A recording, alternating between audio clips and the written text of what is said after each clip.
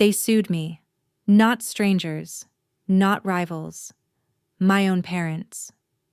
21 years after they forced me out of their house at 16 for being pregnant, they stood across from me in a courtroom and asked the judge for access to my assets, to my company, and to the life of the son I raised alone. I remember the sound of papers sliding across the table, the way my mother wouldn't look at me, the calm precision in my father's voice, like this was just another transaction. I sat there, hands folded, feeling the same quiet cold I felt the night I left their house with a backpack and nowhere to go. They didn't come back for forgiveness, they came back for leverage. Before I tell you what happened next, please take a moment to like and subscribe only if this story resonates with you. Leave a comment and tell me where you're watching from and what time it is there. I read every one. It feels less lonely telling this when you're here with me. Now let me take you back to the night they decided I was no longer their daughter. My name is Abigail Foster. I was 16, standing barefoot on the cold hardwood floor of our living room in Spokane, holding a pregnancy test like it might burn through my skin. The house was quiet in that way. Expensive houses get at night too clean, too still, every sound echoing longer than it should. The 2 pink lines were already fading, but my hands wouldn't stop shaking. I remember pressing my thumb into the plastic until it hurt, just to prove I was still real. My father, Michael Foster, didn't raise his voice. He didn't need to.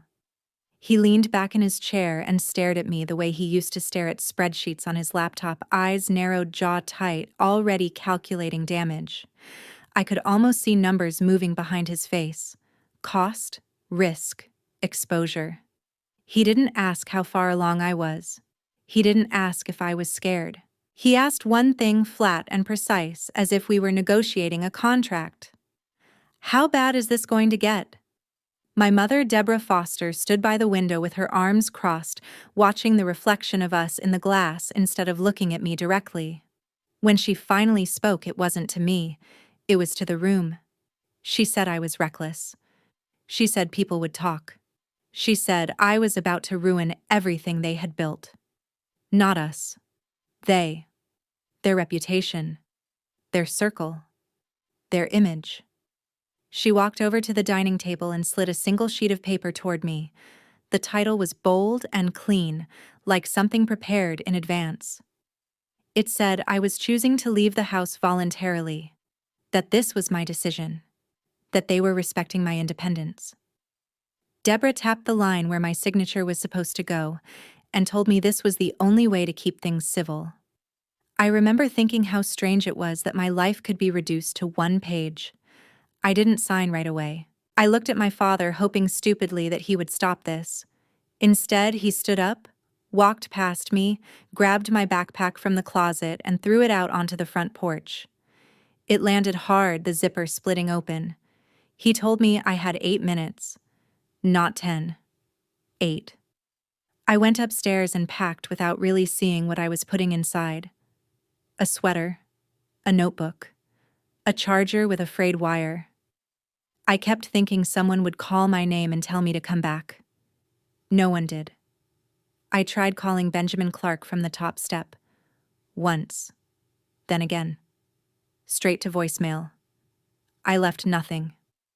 I didn't know what to say that wouldn't sound like begging. By the time I came back down, Deborah was already wiping the kitchen counter as if erasing me. Michael held the door open. He didn't hug me. He didn't say goodbye. He just checked his watch. It was raining when I stepped outside. Cold, sharp rain that soaked through my clothes in seconds.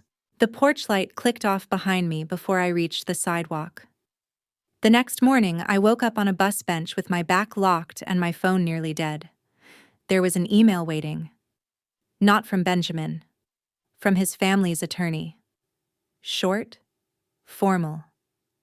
It warned me not to make further contact. It said any attempt would be documented. I sat there for a long time watching cars pass, realizing that Spokane was no longer my home. That night, with no money and nowhere to go, I walked out of the city under the rain, carrying everything I owned on my back, already learning how quiet abandonment can be when it's done cleanly. I kept walking until Spokane disappeared behind me, and the world shrank into stretches of road and places people passed through without staying. That's how I ended up in Yakima. At first, I learned the schedule of the bus station better than I learned the city itself. Which benches stayed warm the longest? Which security guards looked the other way if you kept your head down? At night, I rotated between the station and an abandoned produce warehouse near the tracks, sleeping on flattened cardboard, my backpack tucked under my chest, like it might float away if I let go. The air inside the warehouse smelled of dust and old fruit, sweet and rotting at the same time. I told myself it was temporary. I told myself a lot of things back then. Food came from a car wash on the edge of town. The owner never asked my age. He didn't ask my name either. I worked with my sleeves rolled up, hands raw from soap and cold water, scrubbing tires until my wrists ached. At the end of the shift, he handed me a paper bag, a sandwich, sometimes fries. No money, just enough to keep me standing. I learned how to eat slowly, how to make it last. Every night when I lay down, I pressed my palm against my stomach and stayed very still. I whispered apologies I didn't know how to say out loud during the day. I promised protection I wasn't sure I could give. The baby never answered, but the weight of that silence followed me everywhere. It was heavier than hunger. I still had my phone then. I used it sparingly, mostly to check the weather. Once in a while, curiosity won. I opened social media and saw my parents smiling under warm lights, holding champagne glasses at charity events, fundraisers, community dinners. My mother's pearls catching the flash, my father's arm around her waist. Captions about generosity and values. I stared at those photos longer than I should have, trying to understand how the same people existed in both worlds. Then I closed the app and turned the screen face down. The cold came early that year. It settled in my chest quietly, like it was waiting. I ignored the cough until it hurt to breathe. By the time I reached the truck stop outside town, my legs felt hollow. I remember leaning against a concrete pillar, the sound of engines idling all around me, diesel thick in the air. The ground tilted. I tried to sit down and missed. When I came back to myself, it was dark. The lights above the pumps blurred into long white lines. I couldn't tell how much time had passed. My teeth wouldn't stop chattering. I thought briefly that this might be where it ended. Not dramatic, just quiet. That's when the headlights cut through the dark. A pickup truck pulled in close enough that I could feel the warmth of the engine. The driver's door opened. I heard boots on gravel. A woman's voice, steady, not rushed. She asked if I could stand. I tried and failed. She didn't touch me right away. She waited until I nodded. I don't remember climbing into the truck. I remember the smell of oil and coffee. I remember the seatbelt clicking into place across my chest. As the truck pulled back onto the road, I watched the lights of Yakima fade in the side mirror. I didn't know her name. I didn't know where we were going.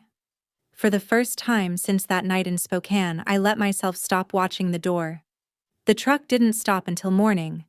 When it did, I was looking at a low metal building on the edge of Missoula, the kind of place most people only notice when something breaks down. The sign out front was faded, one corner hanging loose. Behind it sat rows of semis in various states of repair, their frames lifted, engines exposed like open chests. The woman shut off the engine and finally told me her name. Rosemary Adler. She didn't ask me where I was from. She didn't ask what I'd done to end up like that. She just said I could stay upstairs for a while, pointed to a narrow staircase along the side of the garage, and told me to drink the coffee she handed me before it went cold. Her voice was calm, practical. Like this wasn't charity. Like this was logistics. The room above the garage was small and spare. A single bed. A desk scarred with old burn marks. A window that rattled when trucks pulled in below. It smelled like motor oil and laundry detergent. I slept for almost an entire day. When I woke up, there was a bowl of soup waiting outside the door. No note, no conditions attached. They came later. Rosemary ran the garage the way other people run families. Early mornings, long hours, no wasted motion. When I was strong enough to come downstairs, she didn't sit me down to talk about feelings. She handed me a clipboard, showed me how to log vehicle intake, how to track parts, how to calculate fuel costs for long-haul routes. She spoke in numbers and timelines. If I got something wrong, she corrected me without raising her voice. If I got it right, she moved on.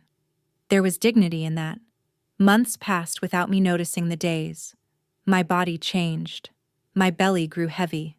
When the pain came, it came fast. Rosemary drove me to the public hospital herself parked. Crooked stayed in the hallway while nurses took over. I delivered my son under fluorescent lights, gripping the edge of the bed, biting down on every sound. They placed him on my chest, warm and breathing, and for the first time in a long while, I felt something settle instead of break. I named him Logan Pierce. We brought him home to the room above the garage. Rosemary installed a second lock on the door, a better heater. She never held him unless I asked. She respected the boundary between help and ownership. One night while Logan slept against my chest, she stood in the doorway and said something I've carried with me ever since. "Don't let anyone else decide what you're worth." That was all. When Logan was old enough to sleep through the night, Rosemary added new tasks, contracts, invoices, route bids. She spread papers across the desk and taught me how to read what wasn't written, where companies hid risk, where numbers lied, how a single clause could erase months of work if you weren't paying attention. I learned to follow money the way some people follow emotions, carefully without flinching. I stopped thinking of myself as someone being rescued. I was learning a system. One that didn't care where you came from, only whether you paid attention. At night, after the garage quieted down and Logan slept, I sat at the desk and ran the numbers again. Fuel margins, maintenance cycles, delivery windows. The world outside that room was still cold and indifferent, but inside something solid was forming. Not hope, not yet. Structure. And for the first time since Spokane, my life wasn't shrinking. It was being built slowly, deliberately, with my hands still shaking but steady enough to hold the weight of what came next. Life above the garage settled into a rhythm, and with rhythm came memory. There was a loss I hadn't let myself name yet. It surfaced in quiet moments, usually when Logan slept, and the room felt too still. Before him, before Missoula, there had been another pregnancy. Early, fragile. Back when I was moving from bench to bench, counting breaths instead of weeks. The doctor later used careful language, but I knew what it was. Malnutrition, exposure, a body stretched past its limits. That child never had a name. I carried the absence instead. I didn't mourn the way people expect you to. There were no breakdowns, no scenes. The grief hardened. It cooled into something dense and usable. It taught me not to wait for fairness. It taught me that survival isn't loud, it's precise. As I learned more about the garage, I started to see the gaps Rosemary worked around without complaint. Missed deliveries because routes weren't tracked. Fuel costs bleeding profit because no one was watching them closely enough. Contracts signed on instinct instead of data. One night, while reviewing old paperwork, I found something else: records from years back. Investment agreements, early funding rounds. Rosemary hadn't just run trucks. She had believed in the logistics space before it was fashionable. She'd put her money into a startup that promised optimization and transparency. They'd taken her capital and vanished. No charges, no restitution, just clean paperwork and empty accounts. I didn't tell her what I found right away.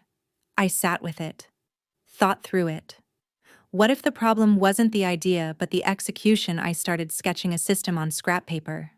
Something that tracked shipments in real time, fuel usage, delays, driver behavior. Data pulled continuously instead of reported after the fact. A way to make the invisible visible before it cost you everything. I built it quietly at night between feedings and balance sheets. Rosemary didn't interrupt when I finally showed her. She asked questions, hard ones, about scale, about risk, about failure. When I answered, she nodded once and told me to keep going.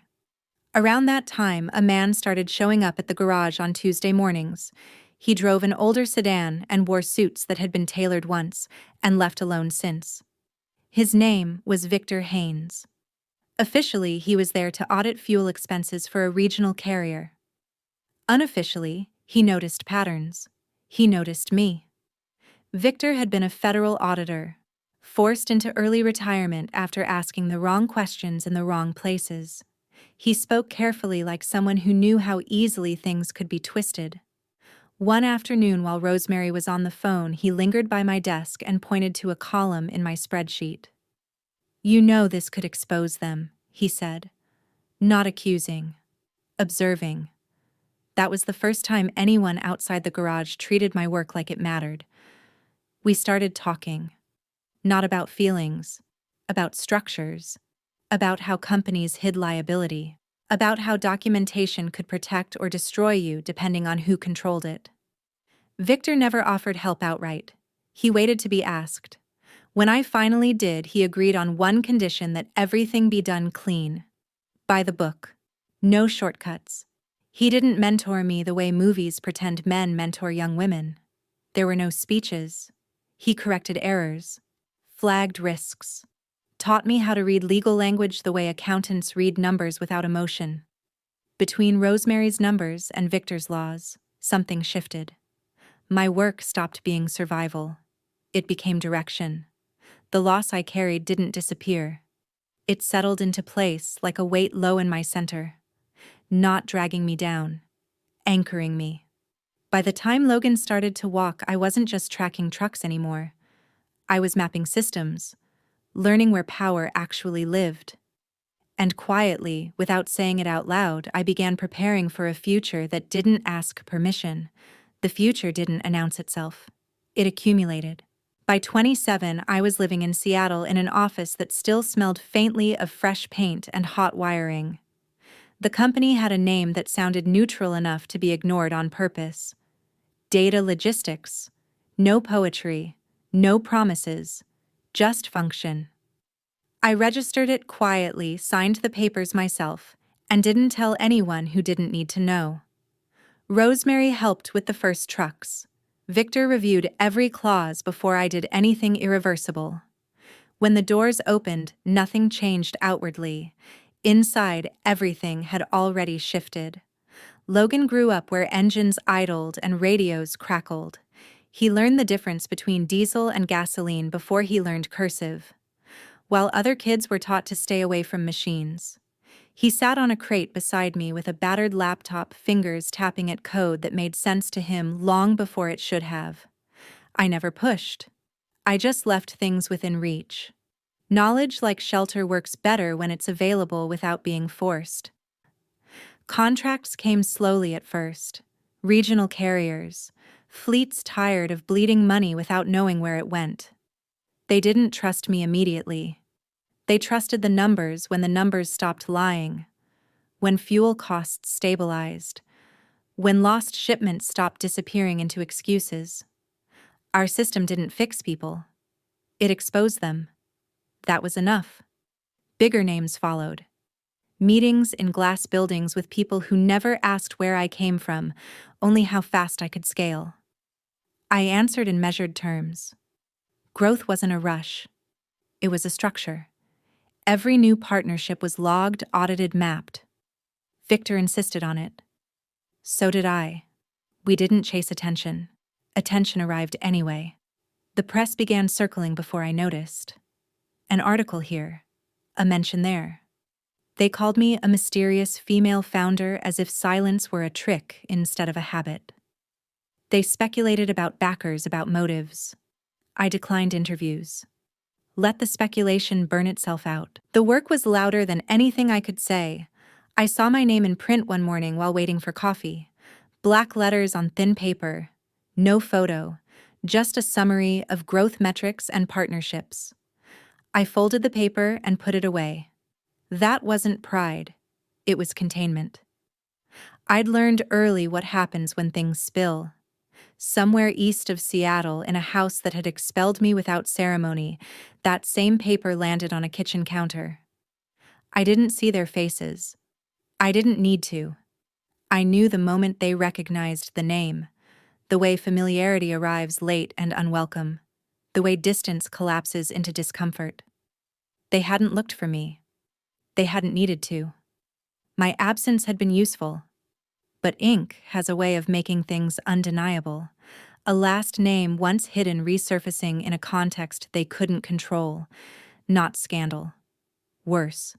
Success without them. I didn't reach out. Not then. Not later. At night, after Logan slept, I walked the perimeter of the warehouse and listened to the quiet order of it all. Trucks at rest, systems humming, people paid on time. I thought about the girl who left Spokane in the rain with 8 minutes and a bag that didn't close properly.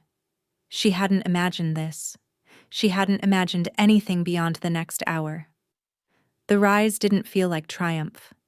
It felt like alignment. Pieces finally resting where they should have been all along. And somewhere beneath the spreadsheets and press mentions beneath the steel and code that old weight remained. Not pain anymore. Pressure. The kind that reminds you what it took to get here and what it would cost to ever go back. They came back quietly, not with apologies, not with urgency. Just a letter folded too neatly addressed in my mother's careful handwriting.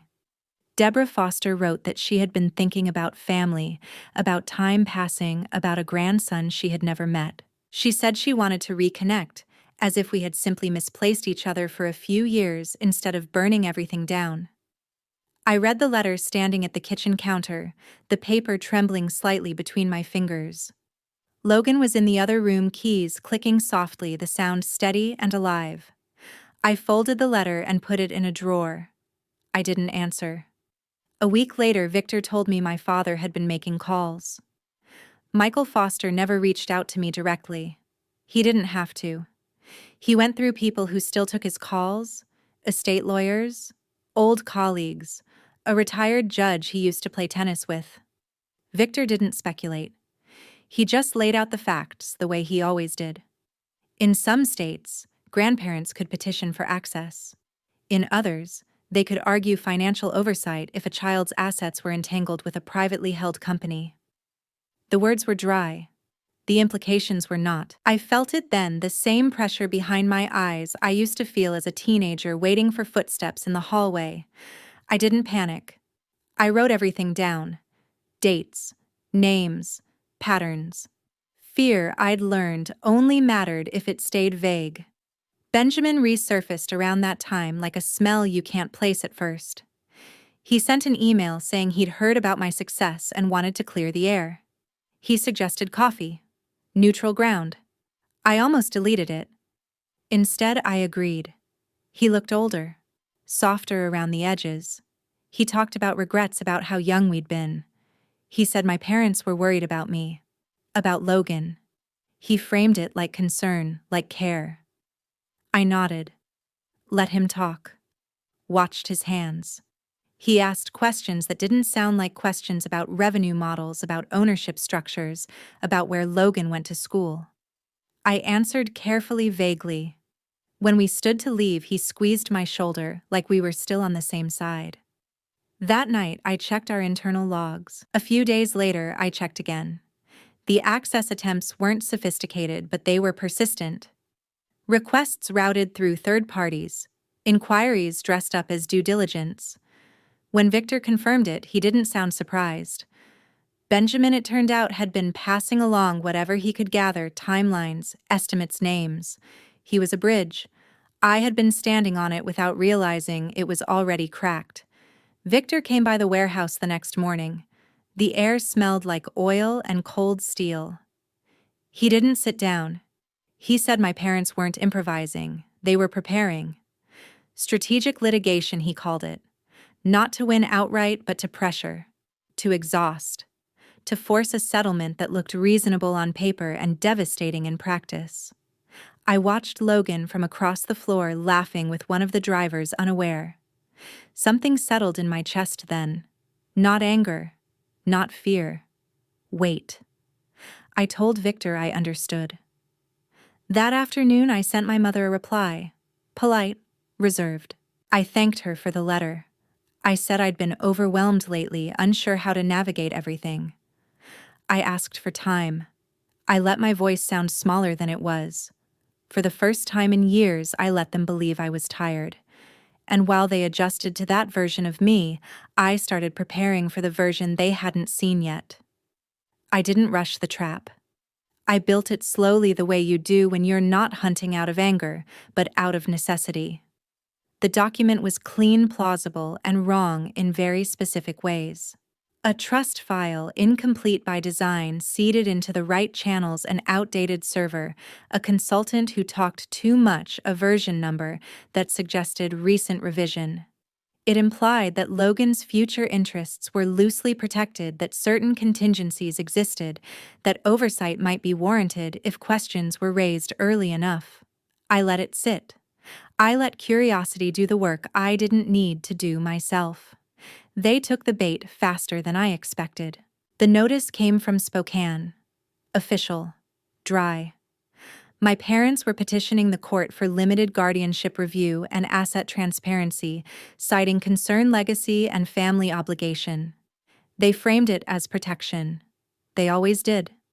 I read the filing once, then again, noticing how my name appeared only where it was unavoidable, how Logan's appeared everywhere else. He was the center. I was the obstacle.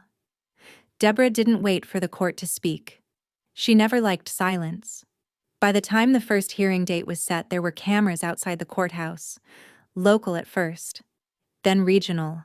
She'd reached out herself, human interest angles, a grandmother's quiet worry, a fractured family reunited by concern. She wore soft colors and said little. She cried once on cue, looking just past the lens. I watched it later with the sound off, noticing how her hands never shook. Inside, Victor and the legal team moved without announcing themselves. No statements, no leaks. Just filings that arrived early, responses that landed heavy, and sealed motions timed to the minute. They mapped everything: the jurisdictional weaknesses, the precedent gaps, the inconsistencies in the petition.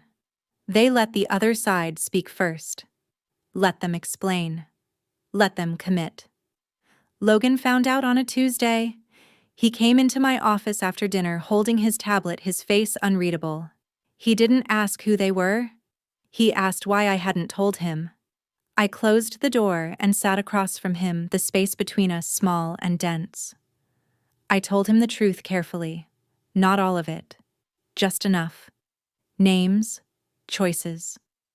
The fact that some people only come back when they think there's something left to take. He listened without interrupting. When I finished, he nodded once.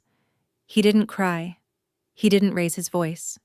He asked if he had to see them. I said no. I told him I would handle it. The relief that crossed his face was brief, but unmistakable. He went back to his room and closed the door. That night, I sat alone in the warehouse, lights dimmed, listening to the building settle. I thought about the girl I had been once, hungry, tired, careful not to take up space. I thought about how much quieter power is when it's real. The hearing came. The arguments unfolded exactly as Victor predicted. And when the trust documents were challenged, when the inconsistencies were raised and traced back to their sources, the room changed. Not suddenly. Gradually. Like pressure equalizing. I kept my expression flat. Let them realize it themselves. The trap didn't close with a sound. It closed with understanding. The room didn't react all at once. That's what people imagine later, that there was a gasp, a visible turn. There wasn't. The shift happened in increments, like a weight slowly changing sides of a scale.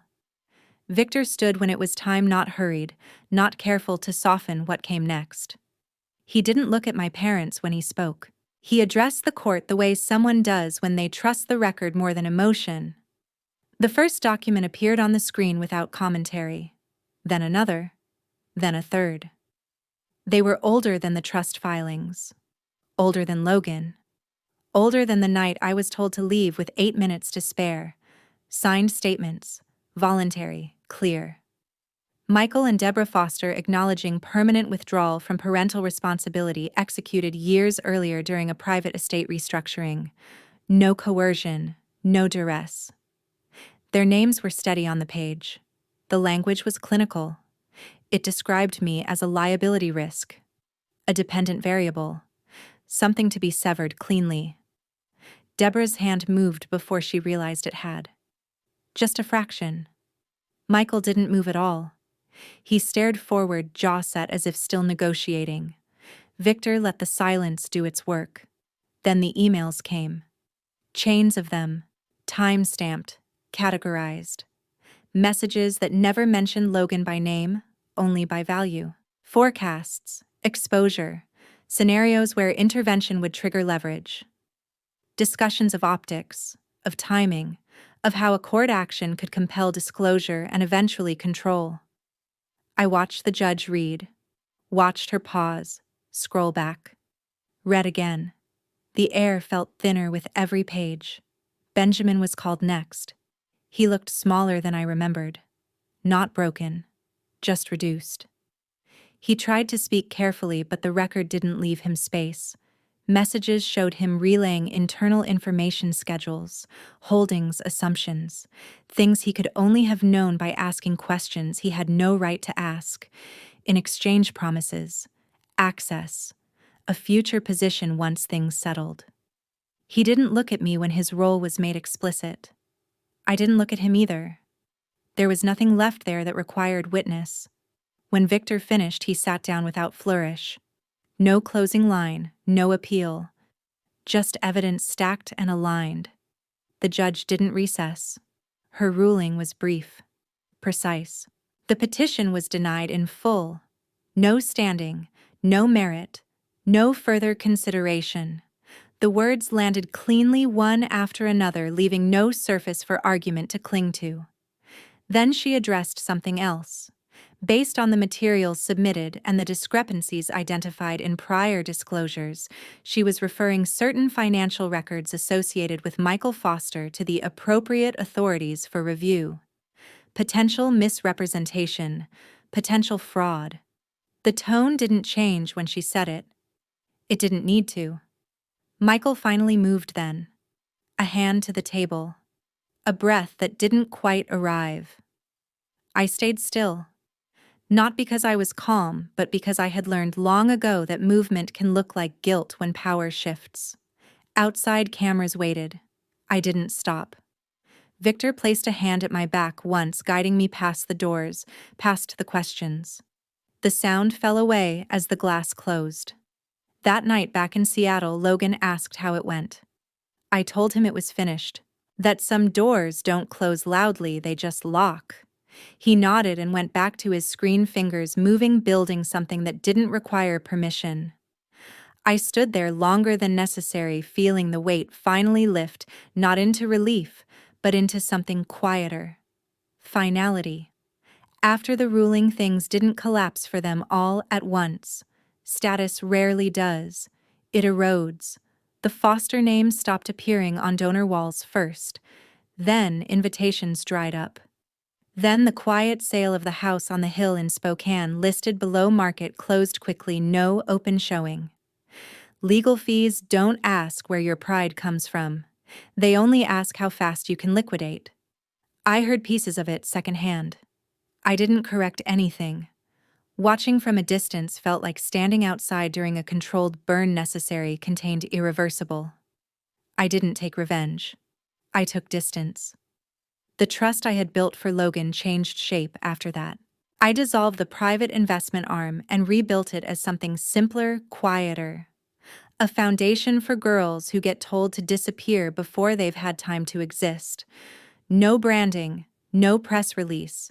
Just housing stipends, legal referrals, prenatal care, and one rule written into the charter: no moral evaluation required.